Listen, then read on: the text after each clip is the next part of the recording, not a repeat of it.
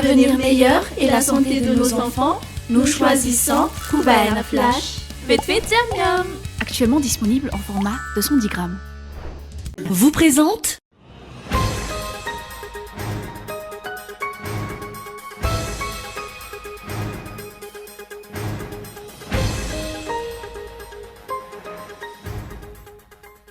La Caisse nationale de prévoyance sociale va prendre le contrôle total de la SMJD après le non-remboursement de plus de 7 milliards d'ariars sur un prêt accordé en 2021. Parallèlement, le syndicat de la CNAPS dénonce des dépenses excessives et un salaire exorbitant de leur directeur général. L'homme d'affaires malgache Mamra Vatmang a été auditionné par la FCC à Maurice ce jour. De son côté, la société Soviet Aviation explique que le décollage de l'avion emmenant Mamra Vatmang à Maurice sans autorisation visait à protéger les passagers face à une menace militaire armée. De l'actualité internationale aux États-Unis, les candidats démocrates ont remporté mardi 4 novembre au soir les 3 premiers scrutins majeurs organisés depuis que le républicain Donald Trump est revenu à la Maison-Blanche, redonnant du souffle à un parti en difficulté depuis son revers électoral de l'an dernier et alors que se profilent les élections de mi-mandat au Congrès l'an prochain.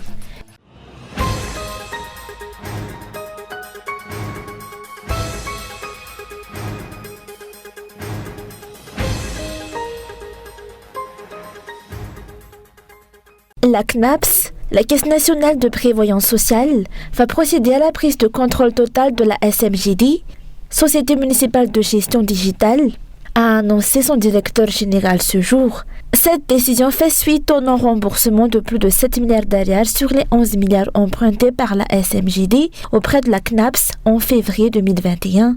L'accord prévoyait un remboursement sur 60 mois, mais les paiements ont cessé après le changement de direction de la commune urbaine Tatan Najiv, selon la CNAPS, qui a désormais saisi la justice.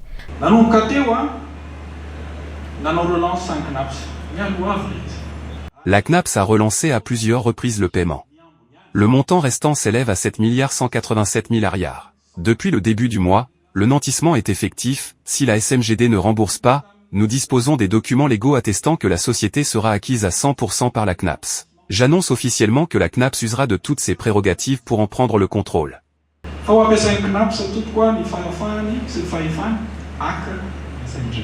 Parallèlement, le syndicat interne de la CNAPS dénonce des dépenses excessives de la direction, notamment liées à la location de véhicules électriques et à l'acquisition d'un grand nombre d'ordinateurs. Les syndicalistes affirment également que le directeur général percevrait un salaire mensuel de 100 millions d'ariars, un montant supérieur à celui prévu par le décret de sa nomination en 2023, et ils suspectent une complicité entre le DG et les membres du conseil d'administration dont ils réclament la dissolution.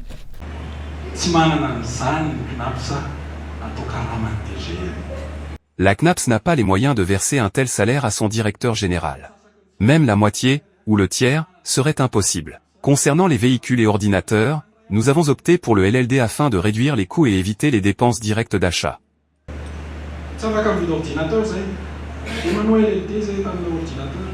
Le directeur général a appelé le gouvernement à diligenter un audit au sein de la CNAPS pour garantir la transparence de la gestion, tout en restant silencieux sur sa relation présumée avec Mamra Vatmang, un point également soulevé par les syndicats.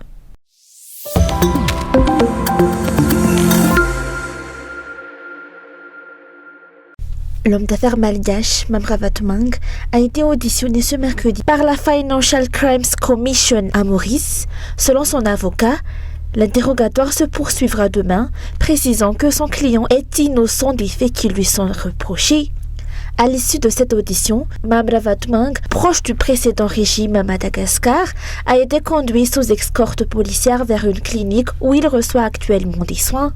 La FCC, appuyée par la police des casernes centrales, assure une surveillance étroite de l'homme d'affaires pendant la poursuite de l'enquête. Celle-ci porte notamment sur des soupçons de blanchiment d'argent et sur l'entrée illégale de l'avion qu'il avait emmené à Maurice aux côtés de l'ancien Premier ministre malgache dans la nuit du 11 octobre. Concernant cet incident, la société Zodiac Aviation est sortie de son silence aujourd'hui. Elle affirme que l'appareil qui transportait Mamra Vatman et Christian Tse attendait encore l'autorisation de décoller lorsqu'un groupe de militaires armés s'est approché. Le pilote, estimant la situation dangereuse, aurait alors pris la décision de décoller sans autorisation afin de garantir la sécurité des passagers. Mamra Vatman et son entourage reconnaissent ainsi que leur départ de Madagascar et leur entrée à Maurice n'était pas conforme à la réglementation en vigueur.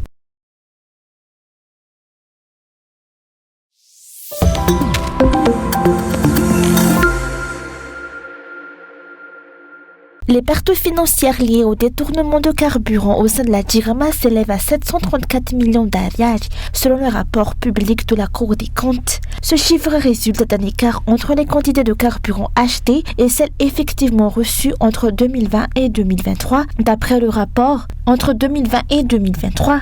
D'après le rapport, il manquerait 124 726 litres de fioul lourd et 47 985 litres de gazole à l'arrivée.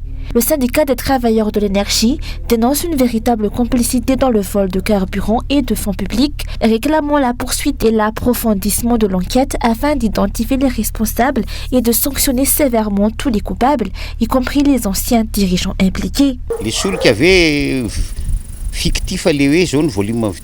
Le volume de carburant acheté est-il fictif? A-t-on surfacturé? Ou bien le carburant s'est-il évaporé en cours de transport ou de stockage? Tout cela soulève de sérieuses questions. Ce qui est regrettable, c'est que ce sont toujours les petits poissons qui sont visés. Je ne dis pas qu'il ne faut pas les punir, mais la justice doit être la même pour tous, ceux qui ont le plus profité doivent aussi rendre des comptes. Le syndicat appelle également à accélérer les audits dans toutes les entreprises publiques et à en faire une procédure annuelle pour prévenir la gabegie et la corruption.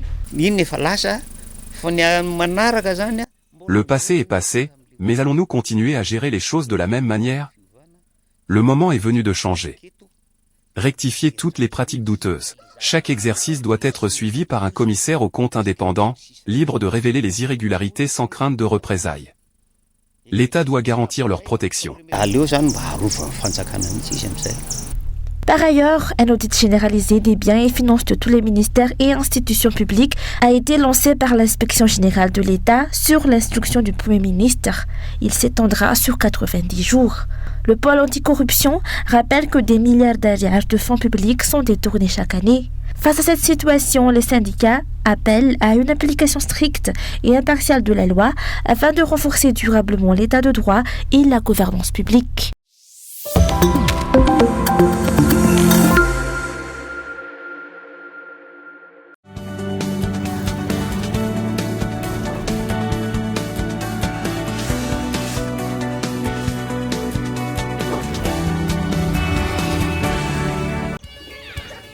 Faites attention les enfants. Devine quoi là là-haut? Rad est encore premier de sa classe. Waouh, félicitations. J'aimerais tellement que ma fille réussisse aussi bien. Quel est ton secret? Depuis ces 6 mois, je lui donne Kubaena Flash. C'est fortifié avec 25 vitamines et minéraux. Je veux qu'il réussisse et ça commence par une bonne alimentation. Et c'est pour ta fille. Et tu verras la différence. Merci Rassou, tu me donnes de l'espoir. Je veux aussi le meilleur pour ma fille. Pour un avenir meilleur et la santé de nos enfants, nous choisissons Kubaena Flash. Vite vite, miam miam. Actuellement disponible en format de 110 grammes.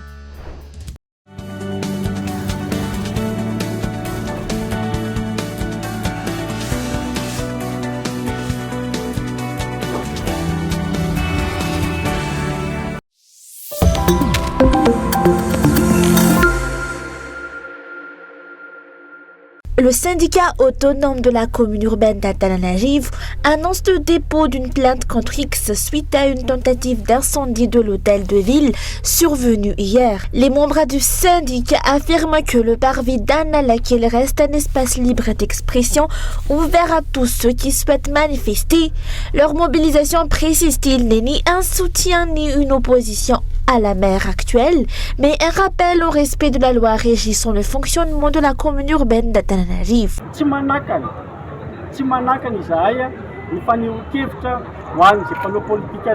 Nous ne faisons aucun obstacle aux mobilisations politiques. Le parvis d'Analakel est libre. Aucun policier municipal n'y empêche l'expression. En revanche, l'accès au bureau de la commune urbaine d'Antananarivo est strictement interdit.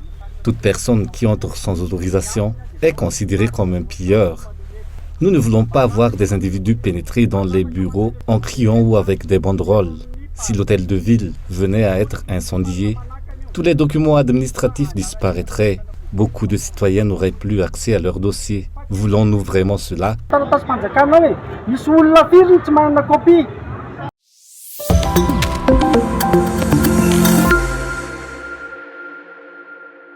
Tenant à la commune urbaine d'Antananarivo, transférée selon eux à d'autres entités.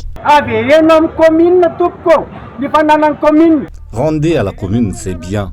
Restaurez le non-stade de Mahamasn. Nous ne voulons plus du stade Barea. Rendez-nous sa gestion ainsi que les appels d'offres. Là-bas, je dois payer 2000 ariars pour me garer alors que le stade appartient à la commune. Rendez-nous aussi les stades d'Andoual et d'Antunzumbe. Leur gestion relevait auparavant de la commune et beaucoup de personnes y gagnaient leur vie. Quant au SMGD, dont les infrastructures appartenaient également à la commune, nous en demandons la restitution.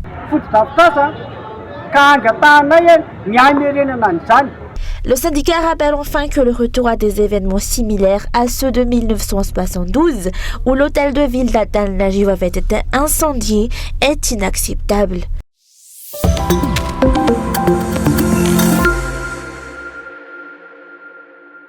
Ce n'est pas le gouvernement récemment instauré dans le cadre de la refondation de la République qui a élaboré le projet de loi de finances initiale 2026 actuellement examiné à l'Assemblée nationale, mais bien l'équipe de l'ancien régime Radziwiłł. La mission des députés consiste désormais à corriger les excès budgétaires et le train de vie dispendieux hérité de ce précédent gouvernement. Les rectifications apportées à la LFI 2026 devront répondre aux revendications sociales persistantes, notamment dans les secteurs de l'éducation, de l'électricité et de la santé, afin de refléter les priorités du changement annoncé.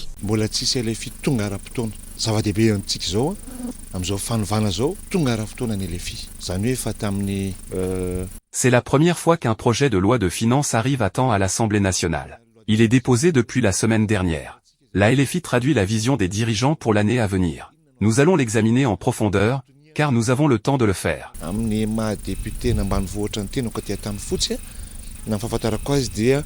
Selon les députés, il n'est plus question d'un budget adopté sans modification ni amendement. Les ajustements qu'ils apporteront détermineront les véritables priorités nationales. Sous le régime précédent, le projet de loi de finances était souvent transmis à la dernière minute, entraînant une adoption précipitée sans examen approfondi au détriment des besoins réels de la population.